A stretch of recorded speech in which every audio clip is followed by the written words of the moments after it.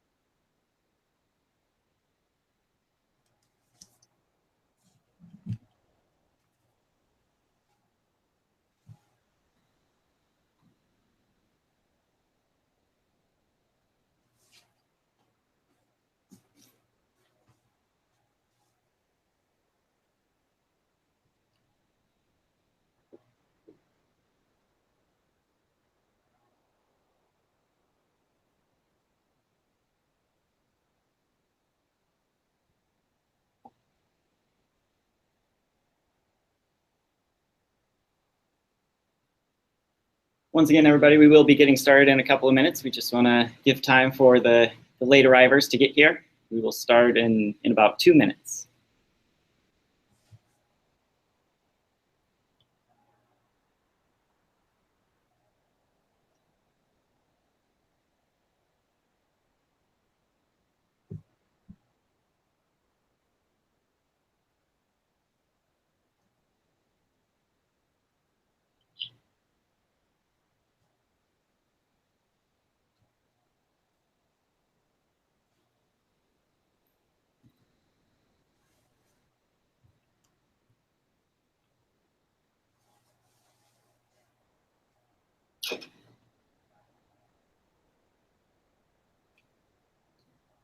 If you're just arriving, welcome. We're going to give it about 1 more minute, let a few more people get in here, and then we'll kick things off.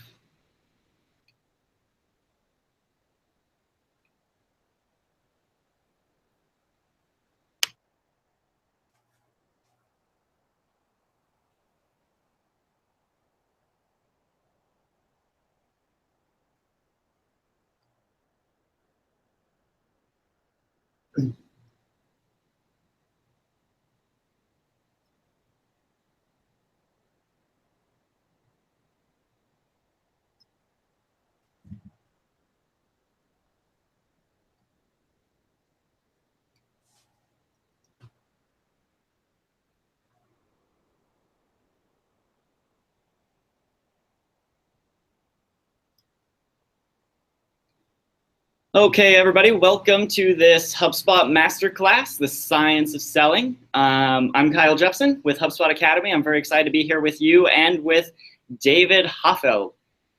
We are going to be monitoring questions throughout this presentation using the Twitter hashtag HubSpot Masterclass.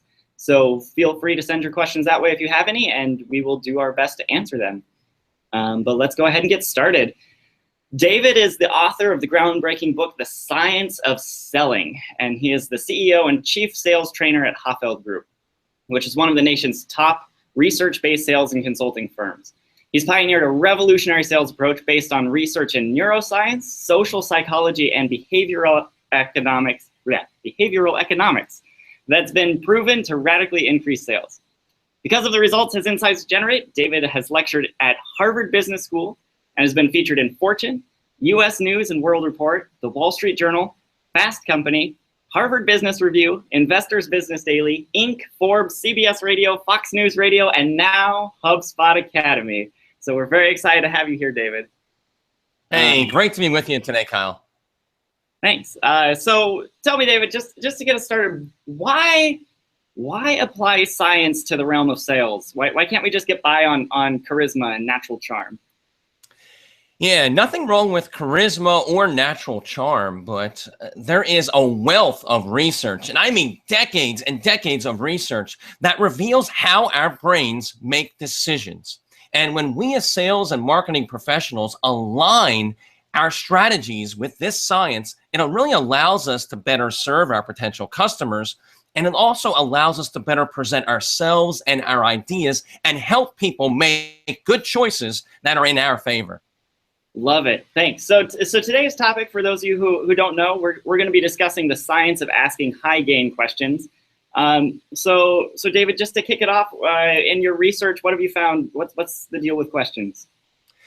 Questions matter a lot in selling, and all of us in sales know that, but sometimes it's important to kind of peel back the layers of the science that actually discloses what they do. Because once we know what questions really do, we're better able to use them on our sales calls. So what do questions do?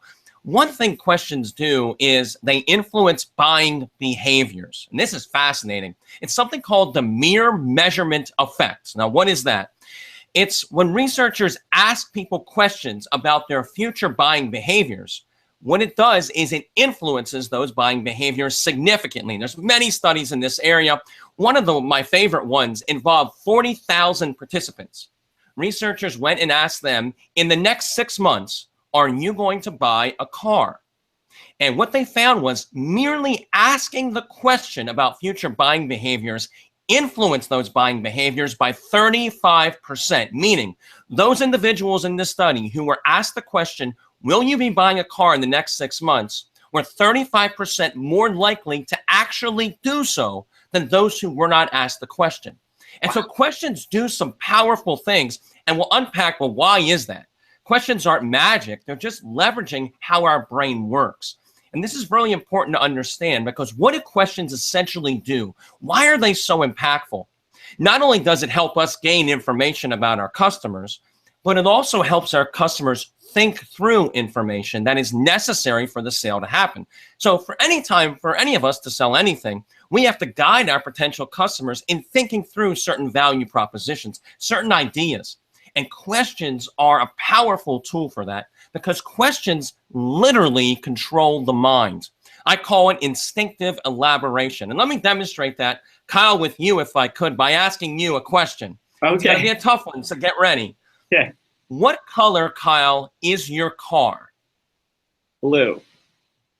Blue. Okay. Very straightforward question. But what is interesting is what has to happen in your brain or in anyone's brain to answer a question like that.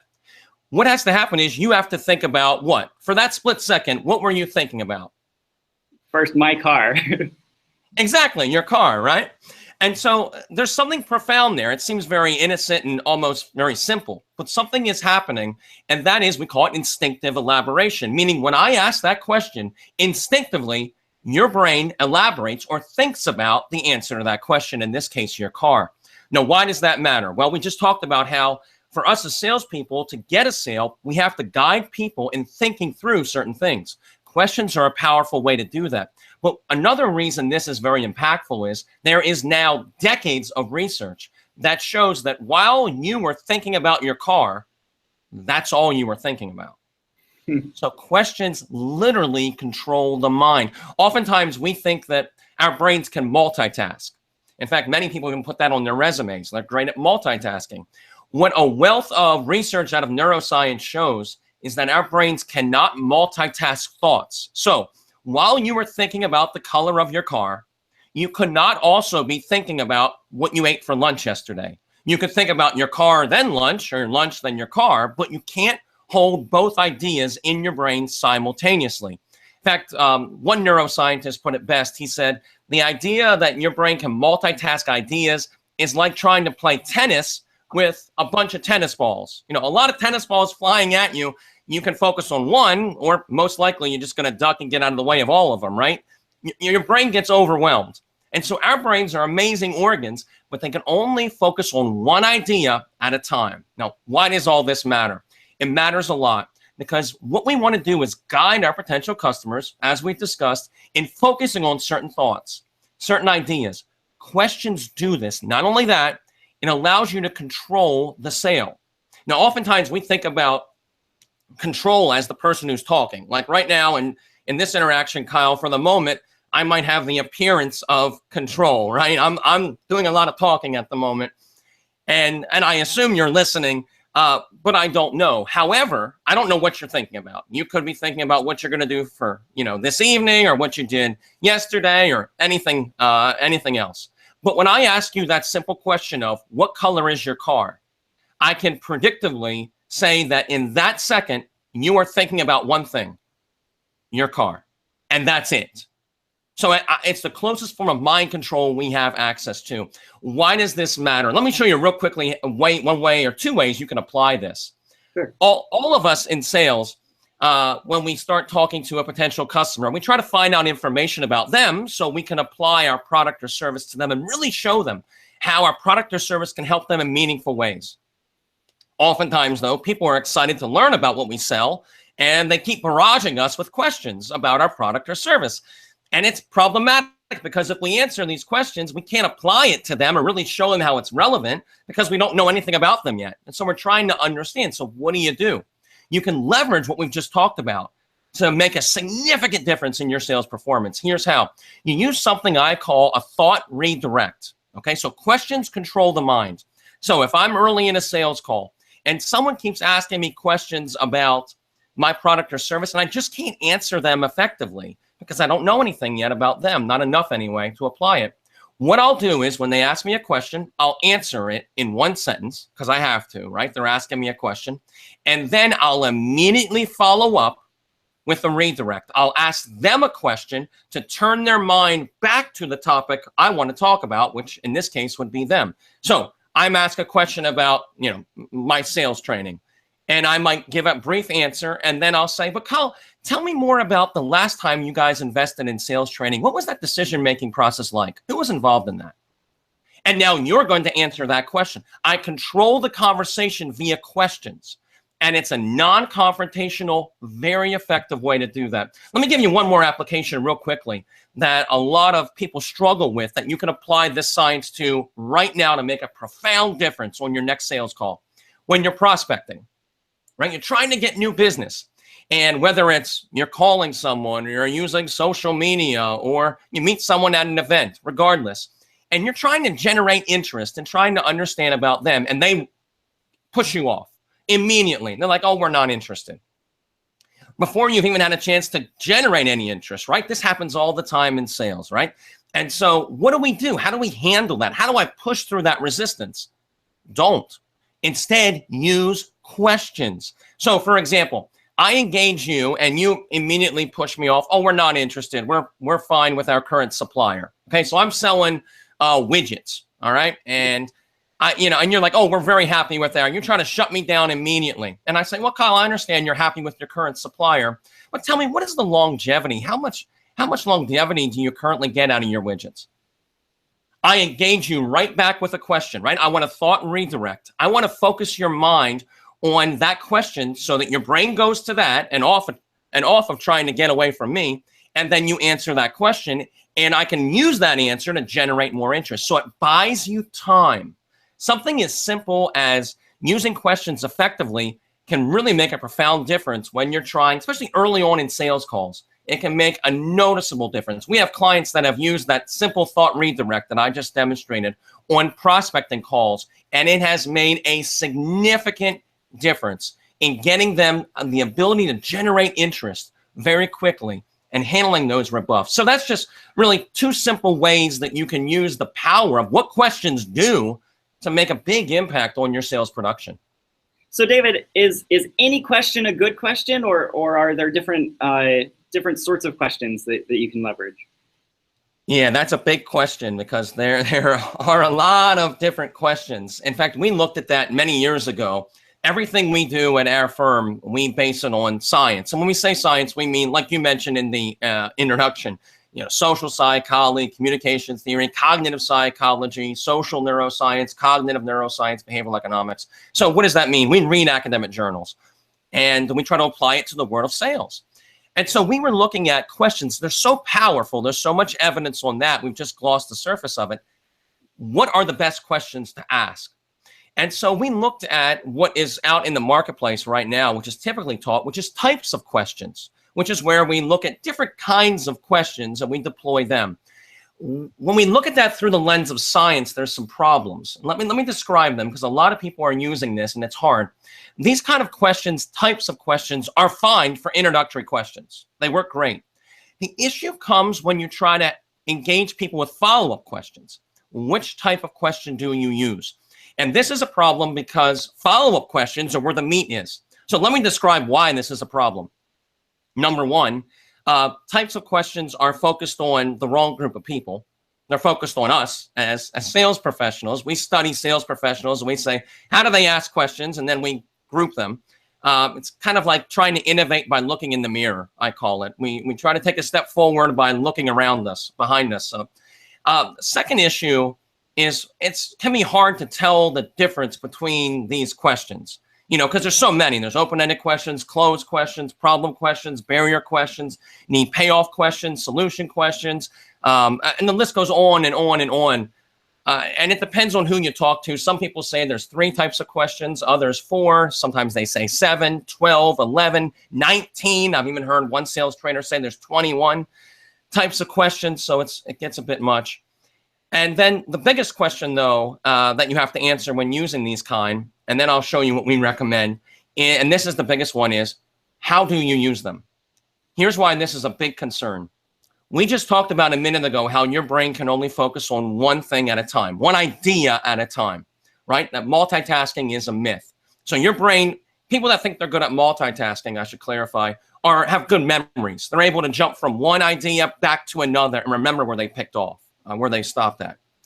But our brains can't multitask ideas. So this is a problem. You have 2 options. You can either listen to your potential customer and think about what they say, or you can think about what question you're going to ask next. You can't do both.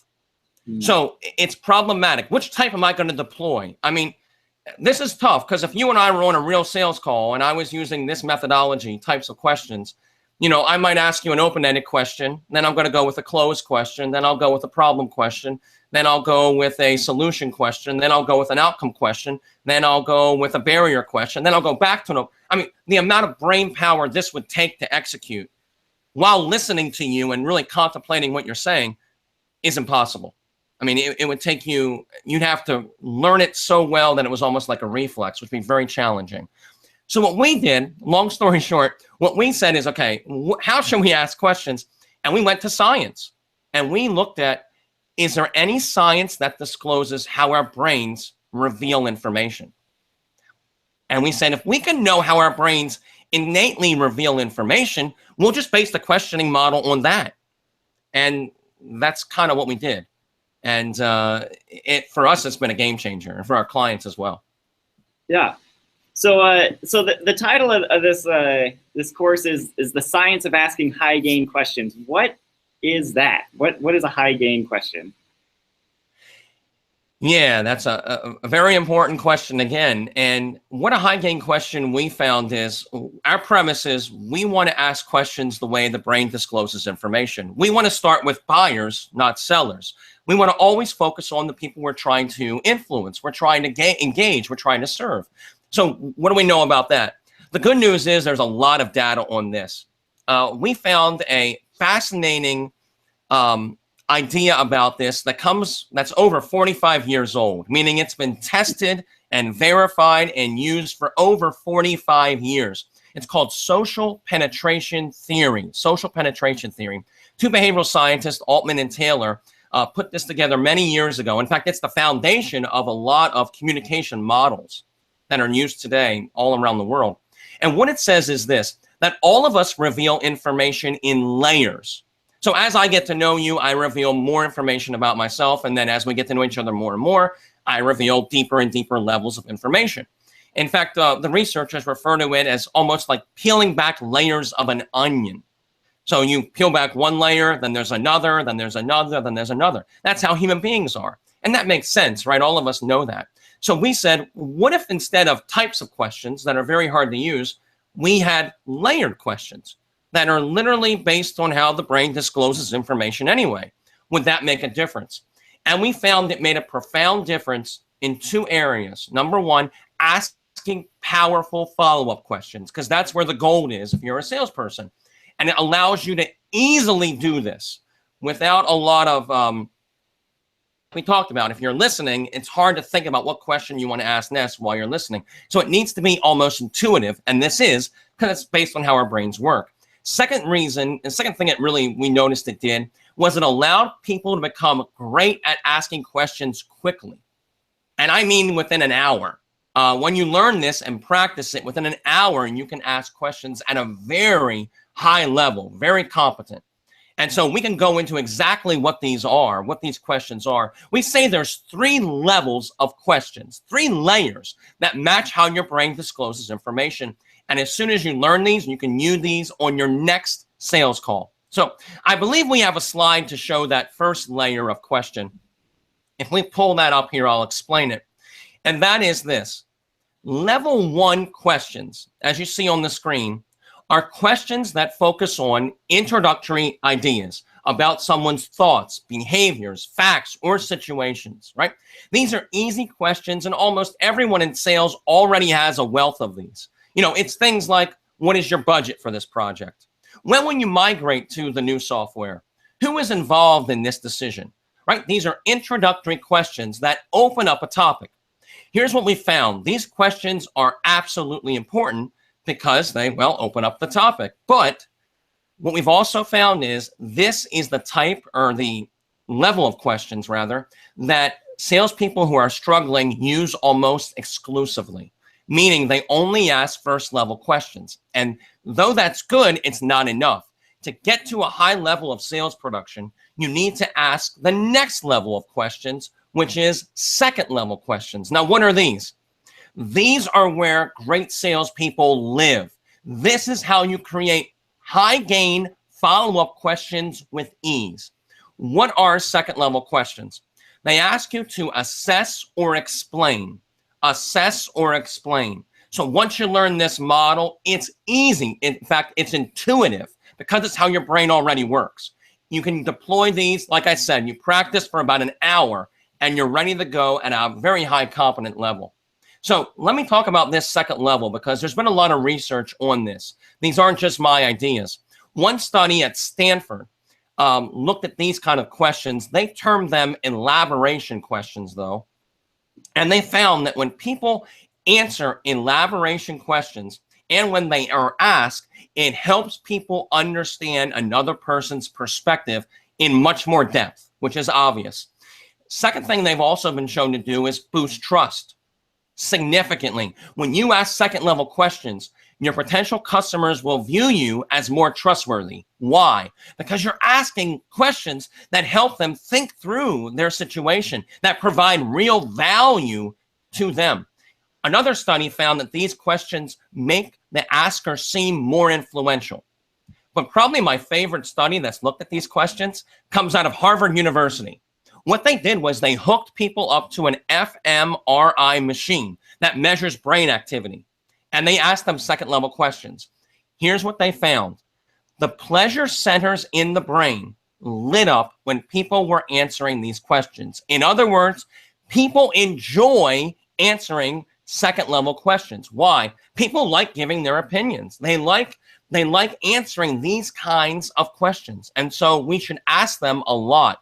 They not only give us great information, but every study shows that when a trustworthy, competent person asks them, it boosts trust, it boosts levels of competency, perception of competency, it boosts influence, it does all these productive things. So this is the most important level, and this is where great salespeople live. So let me give you some examples of these.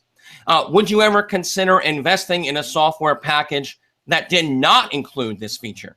So you've shown a feature of a software package that you're selling, for example, and they're interested in it. You know this feature would matter a lot. And so you can ask a second level question like that. Or does it make sense why so many other companies, just like yours, choose our widgets because of their strength and durability? Right? That helps people assess some key information about your product or service. So those are the assessments. Let me give you two that help you explain, help them give explanations. Why did you choose that vendor? Why did you choose that vendor? Let them explain that. That's a great second level question. And what prompted you to commit to investing in this project? Right? These are the kinds of questions that when you ask them, you get information that is so important in selling that you can later use. So second level questions matter. And the third level of questions, the most consequential one, is what we call, well, third level questions. And these focus on two things: desire for gain and fear of loss. Desire for gain and fear of loss. And we talk about these a lot in sales, but they're very important. What I found, though, is even though we give a lot of lip service to both, oftentimes we as sales professionals and marketing professionals focus on desire for gain. And though that's important, there's a lot of research on the impact that loss aversion or fear of loss has.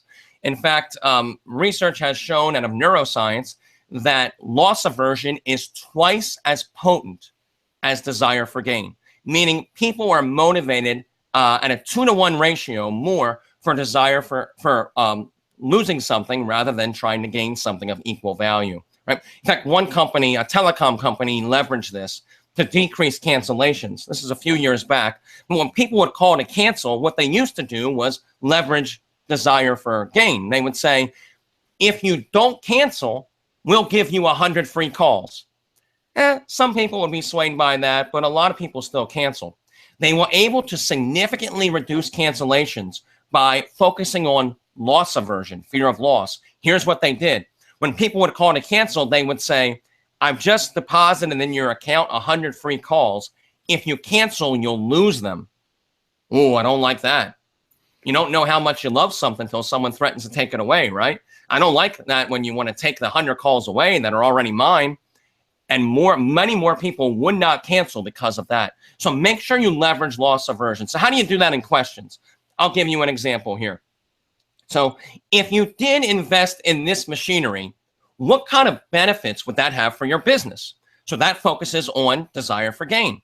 Let's focus on fear of loss. If you don't invest in this machinery, how do you think that could negatively impact your business? Right? And so focus them on that desire for gain and fear of loss. That's that third level of questions.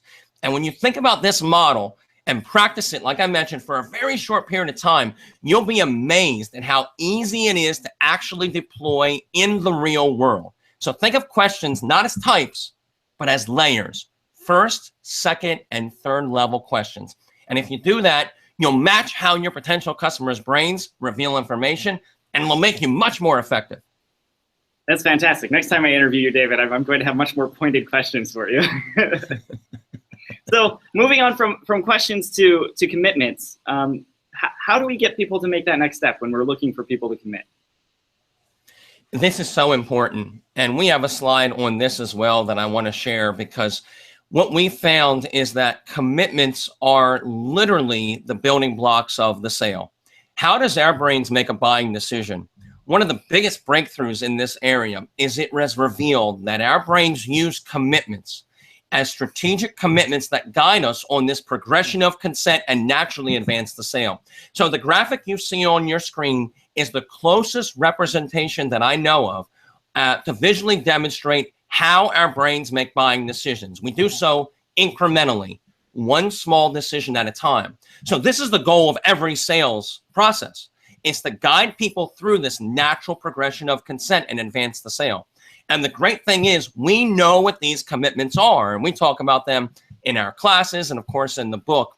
But the question is, how do you get them? Let's talk about that. How do you obtain these commitments? Because that can often be challenging. And then what happens if people won't commit? We'll talk about that, because your ability to execute on those two strategies, how to obtain commitments and what to do if they don't, will literally determine your sales success. This is mission critical.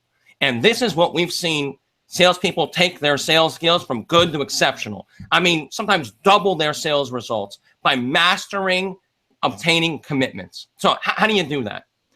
A key principle I'll share with our listeners and viewers, Kyle, is that the way something is presented shapes how it will be perceived and whether or not it will be acted on. So how do we communicate commitments effectively?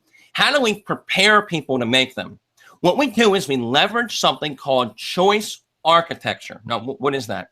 Choice architecture is structuring commitments in ways that are aligned with how our brains make choices. We architect them. So let me give you an example of this that we can all relate to. Restaurant menus, my favorite example.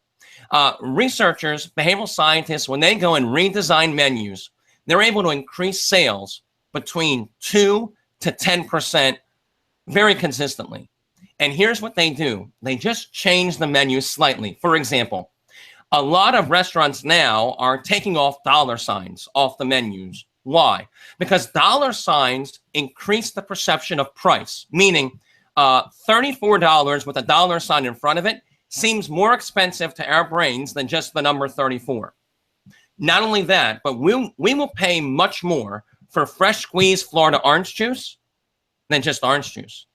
Not only that, but people are far more likely to choose an entree or an appetizer from a list if that entree or appetizer is in the top of the list or the bottom. So where do restaurants put their high profit items? Top or bottom? I'll share with you one more.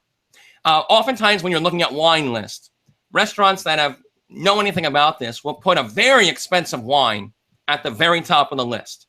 Why do they do that? This has been shown to increase sales by 25%, the average price of the wine you'll choose. So for example, if the first wine you see on the list is $250 and you say, not doing that. The next wine is $37 and you go, oh, that sounds like a great deal, right? And so you buy that wine. So it shapes perception. And so that alone can make a profound difference. Now, what is all that? It's choice architecture. So how do we use that on sales calls? We do something called priming. What is priming? It's the idea that exposure to one thing shapes your perception of another. Real quickly, here's an example of priming we can all relate to. And then I'll explain exactly how to use this when you ask questions. Think about the last time you watched a scary movie. Usually it's late at night, a horror movie, a thriller. You watch this movie and then you turn it off, you get ready for bed, and you notice a strange sound. Kyle, what do you do when you hear that sound? Freeze. I'm terrified. Yeah, you're like, what's going on? You're checking the doors, you're getting the flashlight out, looking under beds, right? Why is that? Now, you might have heard that sound 1,000 times before, but that night, it freaks you out because your brain is primed. You're in a heightened state of awareness for anything odd. Why? Because you just watched 2 hours of this horror movie. So that's priming. So how do we do that? How do we prepare people and architect these choices? Here's what you do. What happens right before the commitment is asked for matters a lot. And so you want to get people to be more likely to commit, you want to prepare them for it. You want to prime them by getting them to affirm the value that the commitment is based upon immediately before you ask them. So, for example, Instead of asking you, are our widgets the one you want moving forward for your machines? I could ask you that question after I do the presentation about my widgets. Instead, what I need to do is prepare you. So I would say, Kyle, does it make sense why so many companies just like you are choosing our widgets because of their strength and durability? And you'll say, that makes sense. Sure. Kyle, are these the kind of widgets that you would like for your machines moving forward? Now, for you to go against that, not commit, you have to go against what you just said. Makes sense why so many people just like you are choosing our widgets for strength and durability. So I'm preparing you to get that commitment. And this has been shown to more than double compliance rates. So this is not a minor thing. This is mission critical. If commitments matter, the way you ask for them matters just as much. So prepare people. So another way, if I'm presenting my product to you, let's say, and there's a feature that matters a lot, and it's something only mine offers. It's something distinct to me. And you go, wow, that's pretty cool. And I would say, so Kyle, it seems like this feature is very important to you. Can I ask why? And you say, well, and you think through it, right? I'm preparing your mind for the commitment. So you go, well, it'd be good for this and this and that. Okay. Would you ever consider investing in a product that didn't have this feature? Yeah. No. That's huge. That's huge. That's moving them on that progression of consent. So I don't ask for commitments. I prime you for them. What happens before the commitment matters quite a bit. You have to prepare people's minds to make the commitment. And this is one of the biggest problems we have with commitments in sales. We say they matter. Okay, that makes sense. But we just ask for them. Don't just ask. What are you doing right before that commitment? Focus on that, and you'll find compliance will skyrocket, meaning because you're helping people think through the value the commitment is based on. So ask them a question that allows them, a second level question that allows them to think through the value and then follow up with the commitment. And you'll find your compliance rates will literally double today. And this can make a profound difference on your sales production. That's amazing. So David, let me ask you this. You prime people, you ask these levels of questions. What do you do then if you still get a non-committal response? This is very important, and this is mission critical too, because this happens all the time. And so there's two things that are going on here. It's important to realize it, and then I'll show you exactly what to say and how to handle it, and a strategy that really works. Because this is a problem, because most people don't have good strategies for this. Here's what you need to understand. When people are pushing back on a commitment, there's two things. They could be objecting. They could raise an objection. So they're just not buying into what you're saying. And then you handle that like an objection, which is a whole nother call. But oftentimes what happens is you get weak, wishy-washy response. And they'll say things like, that makes sense, Kyle. Maybe. Or, let me think about that. Yeah. So they're not saying no. They're saying, I'm just not ready yet. And that's exactly what's going on in their minds. Their brains are not where you are. So your presentation stopped, but they're not to that endpoint yet. They're not ready to commit. So what do you do when you get these weak, wishy-washy response that happen all the time? And it's not always that you're doing something wrong as a salesperson. It's just that people aren't ready to make that commitment yet. And so you have to help them. You have to kind of nudge them across the finish line. How do you do? This is something we wrestled with for about 2 years of testing to figure out what I'm going to say to you right now, because if commitments matter, how you deal with this matters quite a bit. Here's what you do. You get them to defend their position in your favor. Let me say that again, and I'll show you how to do this. Get them to defend their position in your favor. So remember, they're not saying no. They're leaning in your direction. They're just not ready yet to make a commitment. So you want to help them do that. So for example, if it's about my product or service, okay, let's say I'm trying to sell you machinery, and I ask you, is this the kind of machinery you would want? And I built the value, I primed you, and you go, maybe. Then you're close, you're just not ready yet. And so I would say, well, Kyle, if you did have this machinery, what do you think the biggest benefits would be for your factory moving forward? And now you're going to think about, right? You're going to elaborate on, well, I guess it would help us with our efficiencies from what you've shown me. And the maintenance seems like it'd be a lot easier, I guess. Well, based on that, based on the fact that the maintenance would be less and you would boost your efficiencies, is this the machinery that you'd want for your factory moving forward? Right? So now I'm preparing you, right? Let me do another one. Let's say I am, I want to go another way with this. Let's say I'm selling software and I go in for the commitment and you go, well, I'm not sure. Let me think about that. You know, I mean, I like what you're showing me, but I'm just not sure yet. So it sounds like, Kyle, that everything we've talked about, these features for our software program is kind of something that you're interested in. If you did have this, what do you think the biggest benefits would be? Well, I guess, and then based on that, I go back in for the commitment again, right? Or if I'm going against the competitor, let's say I'm going directly against the competitor and they brought it up, right? And they say, what's the difference between you and this company? And I say, well, here's some differences. And I highlight the difference. And then they go, well, I'm not sure. I want to think about the differences between you and them. Okay. And then I would ask for a commitment to us. They say, well, no, I want to think about it still. Okay. It doesn't sound like you're excited about, let's say I'm the only one that offers reporting, a certain kind of reporting. All right. So some feature that's distinct to me. I would say it doesn't sound like you're excited about not having that feature. Well, no, I guess not. What do you think the biggest disadvantage would be if you didn't have our reporting feature? Well, I guess we couldn't do this, this, and that. Okay. Based on that, then, it doesn't sound like any service, a product that didn't have this feature would be a good fit for you. Is that a fair statement? I guess so. Right. So I'm helping you think through it. And it's easy to do. All you have to have is that strategy. Get them to defend their position in your favor.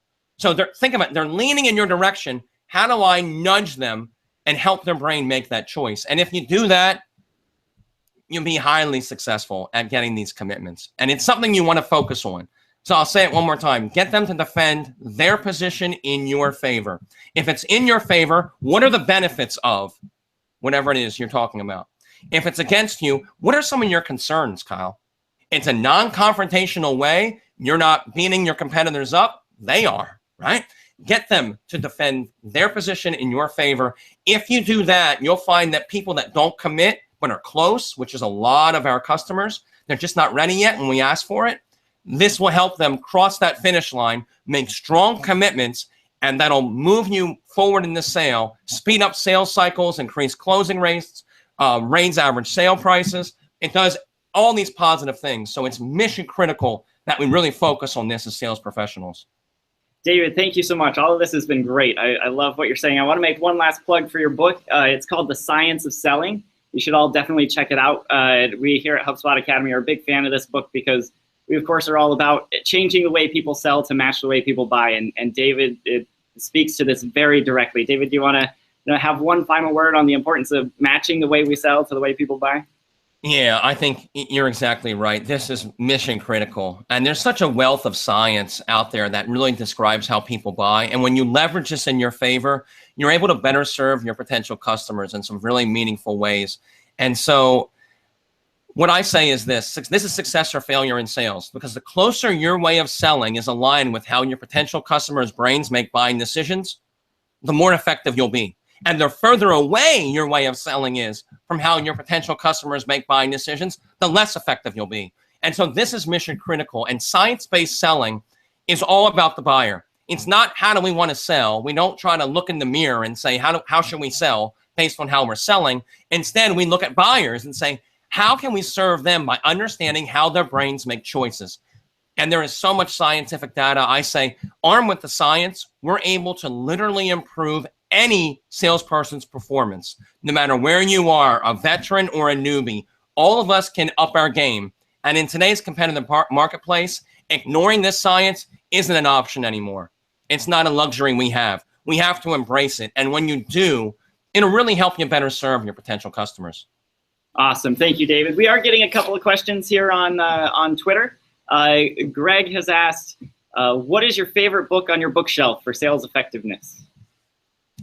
Well, let's see. I'm not too humble to pull my own out. In addition to mine, I read a lot of academic journals. You might be able to see some on the bookshelf behind me.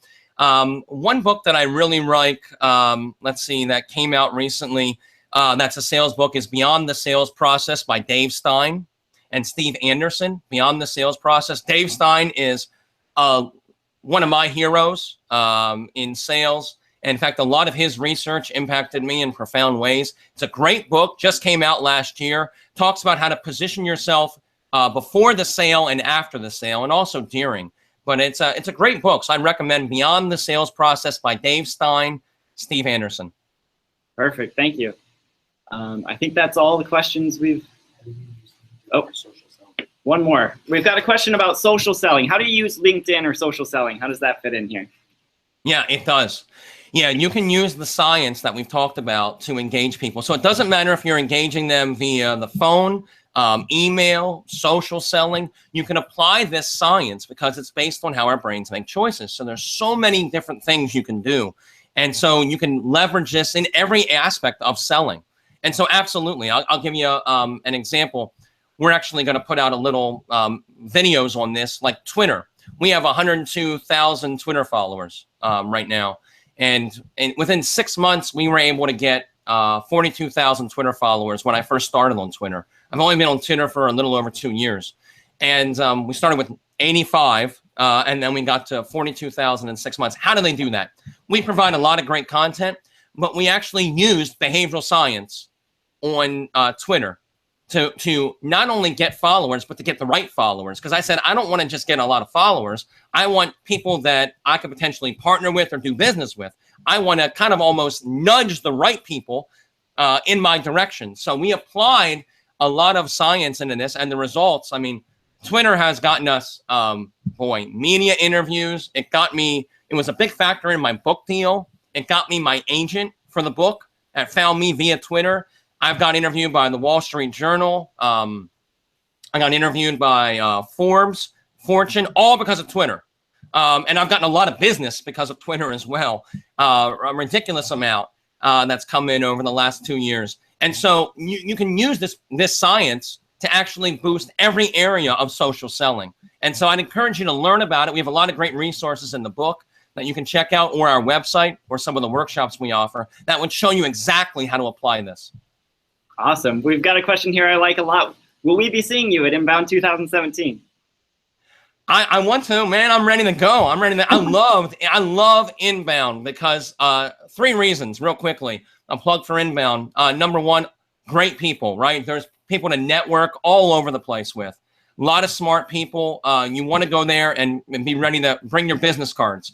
Second thing, the workshops are awesome, right? I came there, I presented, but I also went to a lot of workshops too, because I mean, the best of the best are at Inbound.